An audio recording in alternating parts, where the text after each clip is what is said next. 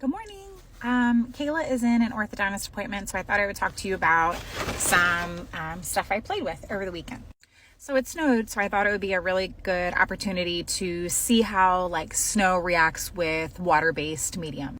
I did this last year in the rain, last year or 2 years ago, I'm not sure, where I dripped liquid acrylic onto watercolor paper and then I put it out in the rain and I let the rain do its thing and spread all the colors around, and it was magical and I love that kind of stuff. So I thought I would try it again with the snow. So here's what I did. I took 3 different types of watercolor paper. This is Canson XL watercolor paper, this is Arches cold press, and this is Fluid 100 cold press.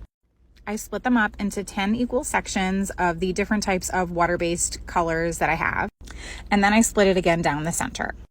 So the top section, I just dripped the color while the paper was dry, and the bottom section, I wet first and then dripped the paints on. After that, I put snow on the top and the bottom, and I just let it melt and do its thing. Okay, so ran out of time, so we're gonna circle back. Okay, so here are my thoughts. So this is the Canson XL watercolor paper, which is just a regular notebook. So I had to tape it down, and it still worked quite a bit, and it really, really tore when I pulled the tape off. I did just use regular masking tape.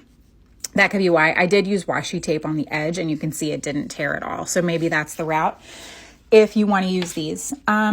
There are some really nice color blends in here, but overall it does feel like a little bit dull. So this is great for practice. I wouldn't say this is the route you would want to go if you wanted to make like professional water-based art.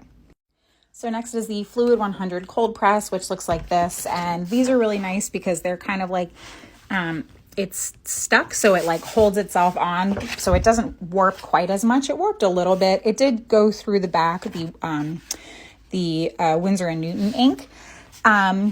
Did tear a little bit also, but overall, like, this looks much better in my opinion. The blends are really nice, but I can see they're pretty similar in color.